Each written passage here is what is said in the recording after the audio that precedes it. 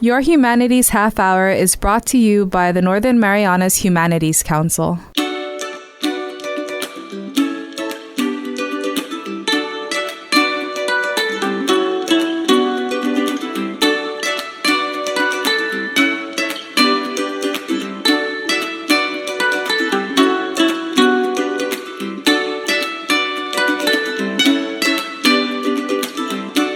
Papa Day, Zanpiro. Welcome to Your Humanities Half Hour. I'm Catherine Perry. Today we're continuing our series called Making Marianas Home, featuring people from around the world who have come to live in the Marianas. And joining us today is Misako Kamata, originally from Japan, who came to the Marianas many years ago. Misako, thank you for being on our show today. Thank you too. So, how did your family first hear about Saipan, and why did your family move here? When I'm still maybe middle school student, my father trip to Saipan with his friend, and they decide to start some business. And I think my father alone himself stay with his friend to start the business here. But that was not succeed, and he went home. Then when I'm still a student, we travel with family, my father, my mother, and one of my best friends. And I came to first time Saipan. I think I was staying at the Grand Hotel, now Canoa Resort. That's my first trip to Saipan when I'm a middle school student. Then after first business, my father failed. But he loves Saipan very much. The nature, especially oceans, and people here. Then he really wants to have business here in Saipan. But at that time, really doesn't have anything on the island. Mostly place is just grass and tree, not have building. And I didn't know why my father decided to start here in Saipan. But he said, doesn't have anything, so I have to start a restaurant.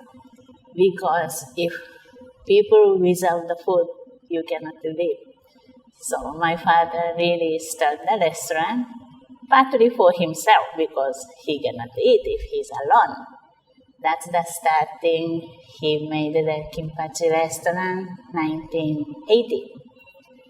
And I'm also only one child of the family. So while my father doing business in Saipan and I graduated college, no doubt I'm the one take over. Yes. So after graduate, I start to stay here. When you were a little girl and you moved to Saipan, what did you think about the place that was your Very big culture shock. Really? How? Because I grew up in Tokyo, the big city in Japan, and I have everything. But here, always run out the power. The water is limited. 8 o'clock, no more. Even radio, 12 o'clock the midnight, no more. And very silent. Nothing traffic light. The road is no concrete. It's really different what I was living in Tokyo and here in Saipan. But the nature is the one make us love Saipan to stay. Yes, Japan, we have 4 seasons, spring, summer, fall, and winter. But here in Saipan, it's always summer. I really love it. And just only few minutes work, you can go beach. And people here is really kind. When I came here, even just pass by, you drive and we pass by each other at the street in the Lord. Everybody greet each other, just hang out the hand and hi, like everybody family. And we are really comfortable to stay here. That's why I think until now I'm living here. When you first came here, did you have trouble making friends because you didn't speak the language? What was school like for you? When I come here, I didn't speak anything. But here the people who is a little older mostly speak Japanese. That's why my father can do, even my father never speak English, but he go on the business because many of his friends speak Japanese. And very welcome for Japanese who come here at the time. That's why easily to make friends, and friends is the one support us, and we can speak little by little with them. That is our success. Well, we're doing this interview today at your restaurant, Kimpatsi Restaurant, still here in Garapan, the main tourist district. What do you think has made your restaurant last all this time here in the Marianas? 4 decades. I think we are lucky because we do Japanese restaurant, and people here in Saipan, Sinamai, very interested Japanese culture, Japanese food, and it's even not tourists. These local people is really come to our restaurant and support our business. Then we can continue this 40 years. Would you say there's any special food or special kind of preparation that Kimpatsi excels at or is well known for? We do the best to have local fish for sashimi. That's tourists and locals, both of them really love it. And also tempura is the really local people likes it. That's the 2 major menu is our specialty. Sometimes when there's a festival here outside your store on the main street, it seems like you have also some young people working in your kitchen doing the barbecue. How do you try to help the local workers learn the Japanese cuisine? What is important for them to know about Japanese cooking to make a good cuisine, good food? First, the person who try to learn and cook must like Japanese food. Okay. If you like, yes, you can catch it. Okay. That's what I think. If you don't like sashimi, why you can learn how to slice? Why you can try to make beautiful if you don't like? Yes. So if you like that food, very easy to learn. Actually, we have to cook inside our cooking kitchen. It's locals. Very nice to make tempura now. Really skilled it already. So now you're the boss, shall we say, the boss here at the restaurant. Did you ever work in the kitchen when you were younger? I'm working dishwashing, and cashier, and waitress. So you really understand every part Yes, of the because business. my father started business, I'm still student. So every school break time, I come here. So only just experience, like arubaito. So I do every part. How do you feel to carry on your family tradition all these years and make it a success? I really respect and happy what my father decide and give it to me, because when my father started this business, he's already over 60 years. Wow. So it's really challenge and big decision to start the new business, right? And then luckily, partly I can watch what he's doing even while I'm a student. So I can catch little by little, even I'm innocent at the time. Then, yes, he's right. He started the restaurant. We never trouble because of non-food, because always have restaurant. We Good are food. inside, yes. See, for example, if like typhoon or like now or lockdown, no operation outside any restaurant or store, we still can manage ourselves and we can share the people who need it. That's the chance he gave it to me. I'm so appreciative to my father what he's decided. Well, we're chatting today with Misako Kamata, and we'll be back after this break.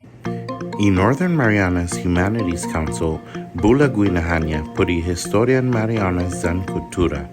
Sinyon soda esisihanan formasyon gi zon mami website nmhcouncil.org pat bisita gi YouTube pat Facebook. Guajalokwe diferentes klasen leblu na sinya un fan. I Northern Marianas Humanities Council has uzura todo I experiencian tautau. Did you know that you can donate up to $5,000 to the Humanities Council through the CNMI Education Tax Credit Program? Donations from individuals and corporations qualify and can be used to offset your local wage and salary tax, BGRT, and earnings tax. Call our office at 235-4785 to see how you can support humanities programs in our community and obtain a tax credit for your donation. Sizuus Maasi, Olomai, and thank you. Welcome back to your Humanities Half Hour. We're continuing our series, Making Marianas Home, featuring people from around the world who have come to live in the Marianas. And we're chatting today with Misako Kamata, originally from Japan, who moved here with her parents over 40 years ago. Misako, what do you think have been the biggest changes in Saipan since you moved here as a child? And has anything stayed the same, you think? Very big changes is view of the island. When I came here, no buildings. No buildings. Yes, only big one is Continental Hotel and now building, now Business Plaza. Ah, That's okay. the building, No building, and yes. now Hyatt Hotel. That's before Continental Hotel. So that's the biggest building when I came. And even this Festa is only 3-story small hotel. So then we have many housing everywhere and tall building along the street. The view of the island was really changed. Of course, getting modern, and I think 40 years ago, when I was in Guam, I visited Guam. Looks like now here to see. There's a traffic light, many hotels, and many amusement. That's I can see the big changes. What things do you think have not changed? And maybe is there anything still the same or similar to when you came here? I want to say strongly people's heart. Local people's heart is really warm, welcome, hospitality, and very nice to the people. That's my experience. Now, since this corona, if you travel, you have to stay for the quarantine, 5 days just in the room.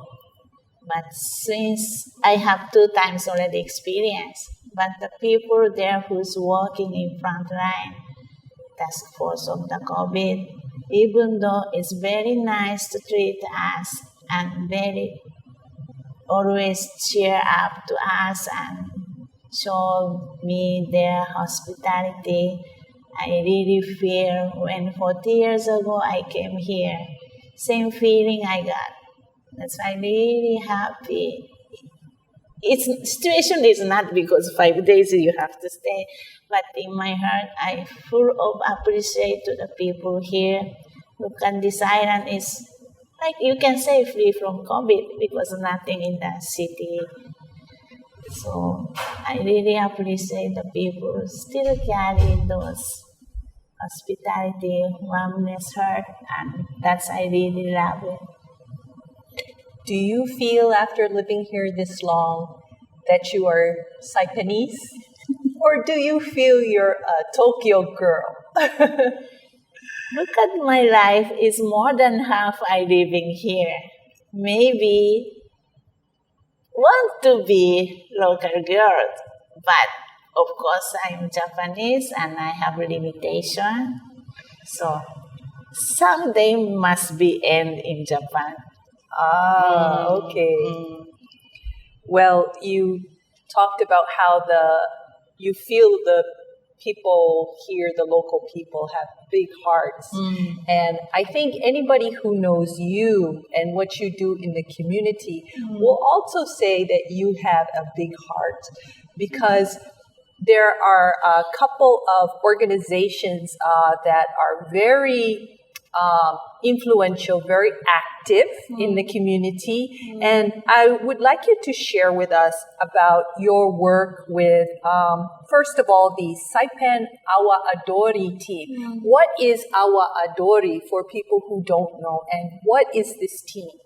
That's Awa Odori is Japanese cultural dance. And one of the group from Japan perform on July 4 parade. At that time, they perform also this paseo. And then we came to know each other, and they are interested to teach to local kids here. And we try to make first experience. And then the response from local kids is very wonderful. That's the starting when our Odori came here in Saipan. And I think many of our listeners will know this group. You perform at the Liberation Day Parade, a lot of festivals. And I think you've had hundreds of kids involved in this. How do you work with the kids? And how do you teach them the dances? Before when we start, some of Japanese who has business here, luckily they have also experience. And luckily also I came to know Cobra Youth Center. Cobblerville Youth Center. Yes. That's the operating person is interested also for our Odori. That's meet each other and we came to know we can do it. Then we start from there. What do the kids say, and what do you think they learn from being a part of the Awa Adori team? When we formed this organization, first we like to introduce Japanese culture and who is young people doesn't know yet the Japanese culture wants to introduce, and someday the people here interested to Japan. Then Japanese tourists visit here and local community, Japanese visitors, much and how we say that? We introduce and become tight relation, and that's our hope. So we start these things to the children of CNMI. When you see this group perform, these young people, they're loud, they're strong. You can see their muscles shaking, their body shaking while they're trying to hold a certain pose. And I actually live in Cobblerville, so I can hear the drums beating from like a mile away. Oh, the Awa Adori team is practicing. Yes. What do you want the kids to learn about Japanese culture by being a part of this group? Just one thing, respect each other. Of course, Japanese very important greeting. We greeting because we respect each other. We are introduce Japanese culture. We think always greeting and respect each other between the dancers or between drummer and dancers or teacher and student as our orderly. Everybody respect each other. That's we teaching to the kids. There's another group that you are active with. You are a director with PDM Promoters, or also known as Paseo de Marianas, the pedestrian mall here in Garapan, where your restaurant is located. PDM Promoters. Why was PDM Promoters formed, and what is the goal of PDM Promoters? When we make these PDM Promoters, because now Paseo de Marianas, before it's open to the traffic, to lane of the automobile campus. Since they make the Paseo de Marianas, it's blocked the car, no more passing this way, and who has business here is really suffered. And even we do the pedestrian walkway, not people come here much like before.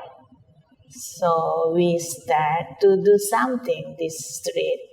That's the starting of the PDM Promoters.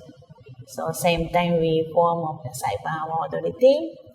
Every weekend perform here to make attract to the tourists.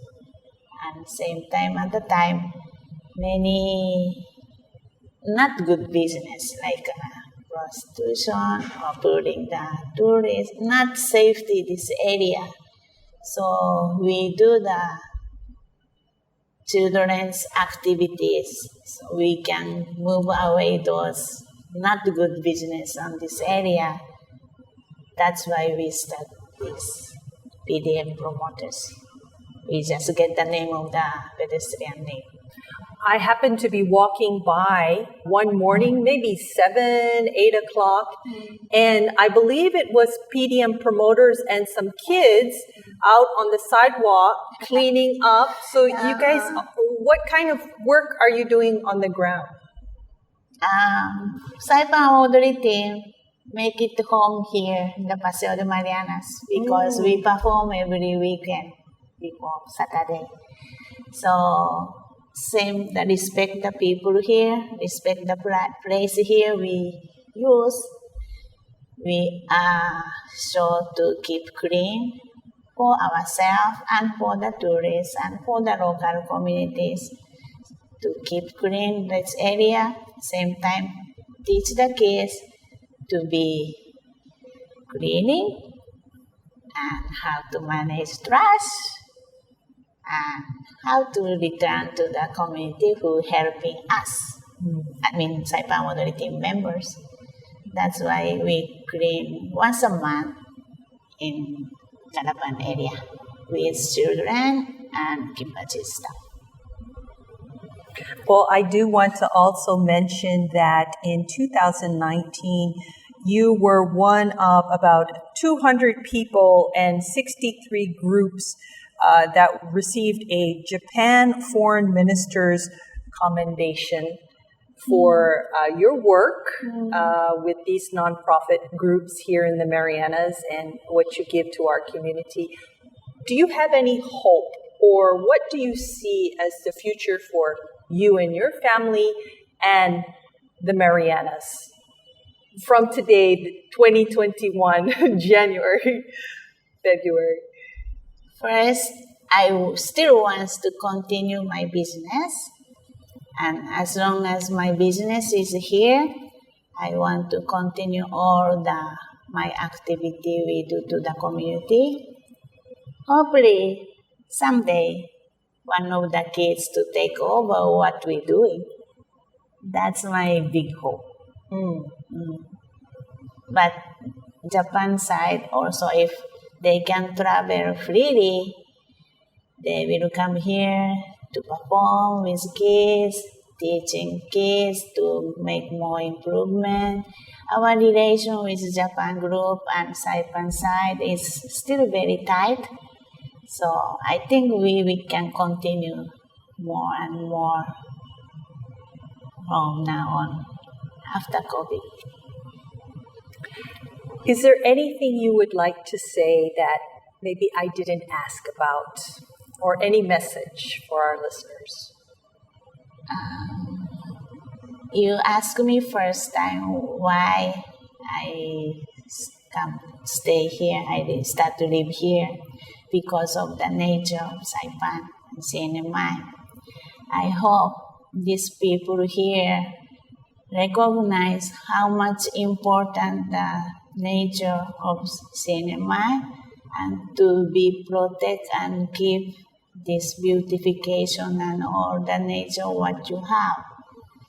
Just look at only frame tree. When I come here, it's all the street is full of the frame tree. Everywhere I can see plumeria, but nowadays it's not.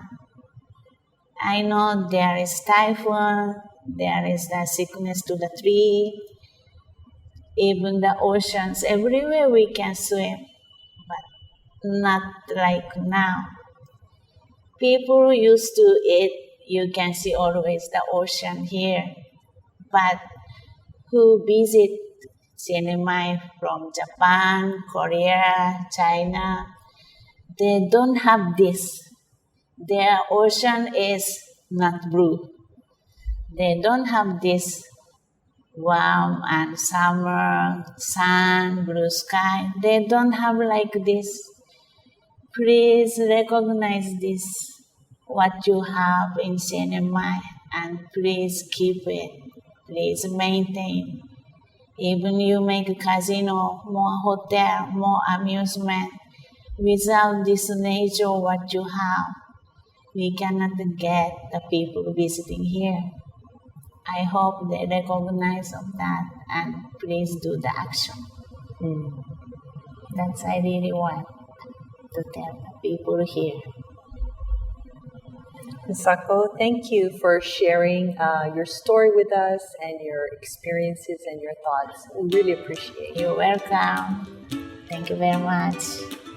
Our guest today has been Misako Kamata. She's lived here in the Marianas for over 40 years, originally from Japan, sharing her story as part of our Making Marianas Home series, featuring people from around the world who have come to live in the Marianas. This has been Your Humanities Half Hour. I'm Catherine Perry.